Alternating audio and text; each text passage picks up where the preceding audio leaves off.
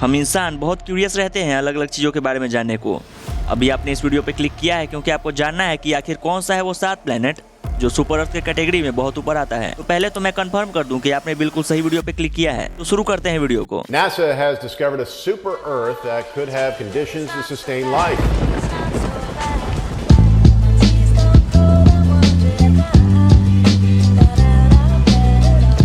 Hello, तो इस video में मुझे क्या बताना है इसका मैंने एक लिस्ट बनाया है। तो ये रहा ये लिस्ट। इसमें सबसे पहले हम जानेंगे सुपर अर्थ प्लैनेट होता क्या है, इसके कंडीशंस क्या है। नंबर 2, हमें सुपर अर्थ आखिर चाहिए क्यों। नंबर 3, अब तक कितने ऐसे प्लैनेट डिस्कवर किए गए हैं। उसके बाद back to back 7 super earth planet के बारे में जानेंगे। और हाँ, इस बीच एक क्विज होगा। सबसे पहले के जो 5 सही आंसर्स आएंगे कमेंट में, मैं उसको नेक्स्ट वीडियो में बताऊंगा। तो चलिए एक एक करके जानते हैं सभी पॉइंट्स को। एक सुपर अर्थ उस टाइप के प्लैनेट को कहते हैं जो कि मास में अर्थ से बड़ा हो लेकिन यूरेनस और नेपच्यून से छोटा हो। इस वीडियो में हम ऐसे सुपर अर्थ को इंक्लूड करेंगे जो कि अपने पेरेंट स्टार के हैबिटेबल जोन में है और साथ ही साथ वहाँ लाइफ एग्जिस्ट करने का चांस हो। ध्यान देना, यहाँ मैं सिर्फ चांस की बात कर रहा हूँ, तो मिसजज मत करना। अब आगे बढ़ते हैं दूसरे पॉइंट की तरफ। हमें सुपर अर्थ प्लैनेट आखिर चाहिए क्यों। अब देखो, इसका पक्का आंसर तो कुछ नहीं है, तो मैं आपको सिंपल वर्ड्स में समझाता हूँ। आपने ये तो सुना ही होगा कि जल्दी सोलर फ्लेयर अर्थ को तबाह कर देगा। ये सच है लेकिन पूरी तरह से नहीं। खैर, इस पे कभी और बात करेंगे। अभी मैं बता रहा था कि सुपर अर्थ जैसे प्लैनेट हमें इसलिए चाहिए क्योंकि अर्थ पे कब क्या हो जाए इसका कुछ पता नहीं। नेचुरल डिजास्टर, क्लाइमेट चेंज, बढ़ती आबादी, ये सब कुछ रीजंस है जो हमें फ्यूचर में बहुत प्रॉब्लम दे सकती है। तो इसे डील करने के लिए हमें स्टैंड बाई में एक प्लैनेट तो रखना ही चाहिए। बस ओवरऑल यही रीजन है कि आखिर हमें सुपर अर्थ चाहिए क्यों। तो ये सब चीज वैज्ञानिकों को बहुत पहले ही रियलाइज हो गया था और वो लग गए थे अपने काम पे और ढूंढ लिए थे बहुत से प्लैनेट। वैज्ञानिकों ने बहुत से प्लैनेट डिस्कवर किए लेकिन एग्जैक्ट कितने, तो मैं आपको बताता हूँ। जब मैं ये वीडियो बना रहा हूँ अभी तक 1691 सुपर अर्थ प्लैनेट डिस्कवर हो चुके हैं, जिसमें सबसे पहला सुपर अर्थ 1992 में डिस्कवर हुआ था। ऐसे ही करके बहुत सारे सुपर अर्थ डिस्कवर हुए, जिसमें आज हम 7 ऐसे ही सुपर अर्थ के बारे में जानेंगे। लेकिन उससे पहले टाइम हो चुका है क्विज का। क्वेश्चन नंबर 1, हमारे मिल्की वे गैलेक्सी के सेंटर में जो ब्लैक होल है उसका नाम क्या है। कोई चीटिंग नहीं करेगा और गूगल का यूज तो करना ही मत। क्वेश्चन नंबर 2, क्या वेनस के पास कोई मून है। यस और नो कमेंट में बताना। अब वीडियो पे वापस आते हैं और जानते हैं 7 सुपर अर्थ को। केपलर 10b अब तक का खोजा गया सबसे पहला रॉकी वर्ल्ड। 7 मार्च 2009 केपलर टेलीस्कोप फाइनली लॉन्च हो गया था। लॉन्च होने के 2 महीने बाद इसको एक स्टार दिखा, केपलर 10। इसके फिर 2 महीने बाद जुलाई में इसका पहला प्लैनेट दिखा, केपलर 10b। ये रिसर्च करीब 8 महीने तक चला और इसके बाद केपलर टेलीस्कोप को मिल गया था उसका और इंसानों का पहला रॉकी वर्ल्ड।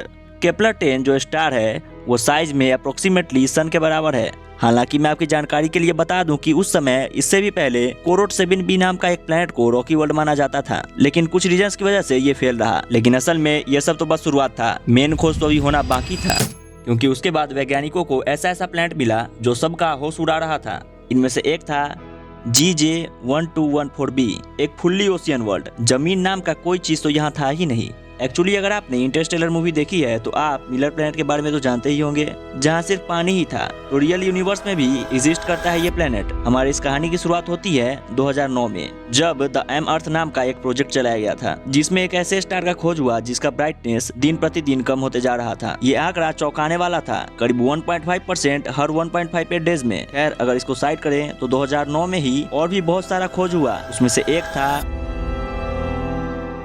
इस कहानी की शुरुआत भी 2009 में ही हुई, जब नासा के केपलर टेलीस्कोप ने अपने फोटोमीटर से बहुत सारे स्टार डिस्कवर किए। ये स्टार सन से बहुत सिमिलर था। इसका मास सन का 81%, वहीं रेडियस 93% है। उस समय ये सबसे पहला सन लाइक स्टार था। केपलर 69 के सिस्टम में 2 प्लैनेट मिले, केपलर 69b और केपलर 69c। केपलर 69b बहुत गर्म था क्योंकि ये अपने स्टार के बहुत करीब था, लेकिन केपलर 69c एक ऐसा प्लैनेट जहाँ लिक्विड वाटर हो सकता था। तो बस वैज्ञानिक लग गए थे उसके बाद अपने काम पे, और उसके बाद पता चला कि ये एक्चुअली हैबिटेबल जोन में है और इसका ऑर्बिटल पीरियड 242 डेज का है, जो कि वेनस से बहुत सिमिलर है। एस्ट्रोनॉमर्स को लगा कि शायद ये प्लैनेट वेनस जैसा होगा। खैर, इसका कोई कंफर्मेशन नहीं है, ऊपर से ये बहुत दूर भी है। आपको पता है ये 2430 लाइट ईयर दूर है। तो छोड़ो इसे, आओ किसी पास के प्लैनेट पे चलते हैं। प्रोक्सिमा सेंटोरी बी, इसका नाम तो आपने जरूर सुना होगा। अगर नहीं सुना तो मैं आपको बता दूं कि हमारा सबसे नजदीकी पड़ोसी है। ये जिस सोलर सिस्टम में है वो सिस्टम अपने सोलर सिस्टम का सबसे नजदीकी पड़ोसी है और प्रोक्सिमा सेंटोरी भी अर्थ का सबसे नजदीकी सुपर प्लैनेट है। करीब 4 लाइट ईयर दूर है ये प्लैनेट। जिस समय ये प्लैनेट मिला तब तो लग रहा था कि ये प्लैनेट ही हमारा अगला घर होगा, लेकिन जब और रिसर्च की गई तो पता चला इसको तो इसके पेरेंट स्टार प्रोक्सिमा सेंटोरी से निकलने वाली भारी रेडिएशंस का सामना करना पड़ता है, क्योंकि ये अपने स्टार के बहुत पास है। करीब इतना पास कि इसका ऑर्बिटल पीरियड सिर्फ 11 दिनों का है। जी हाँ, मतलब यहाँ सिर्फ 11 दिनों का 1 साल होता है। तो ये सोलर सिस्टम भी हमारे किसी काम का नहीं। लेकिन अगले 3 प्लैनेट जो मैं आप लोग को बताऊंगा वो तीनों एक ही सोलर सिस्टम का है। ट्रैपिस्ट-1 अर्थ से करीब 40 लाइट ईयर दूर है ये सोलर सिस्टम। इस सिस्टम में 7 प्लैनेट्स हैं। सभी के सभी साइज में अर्थ से सिमिलर हैं और इन 7 में से 4 हैबिटेबल जोन में है, जिनमें से 3 को हम लोग अभी देखेंगे। तो चलो एक एक करके देखते हैं।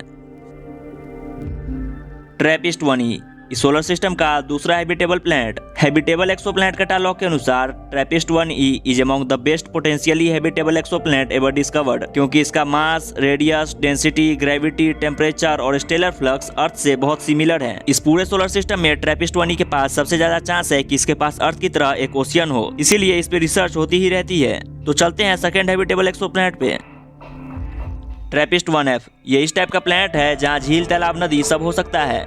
इसका मास अर्थ का 1.039 तो वहीं रेडियस 1.045 टाइम्स है। इसका डिस्कवरी 22 फरवरी 2017 को हुआ था और कुछ महीने बाद ही 31 अगस्त 2017 को हबल टेलीस्कोप के कुछ एस्ट्रोनॉमर्स को वहाँ लिक्विड वाटर होने का एविडेंस मिला। अब चूंकि इसका मास और रेडियस अर्थ से काफी ज्यादा सिमिलर है, तो ये तो पक्का हो जाता है कि ये प्लैनेट एक रॉकी वर्ल्ड हो। और जैसा मैं बोल रहा हूँ वैसा अगर ये प्लैनेट हुआ तो ये प्लैनेट कुछ ऐसा दिखेगा।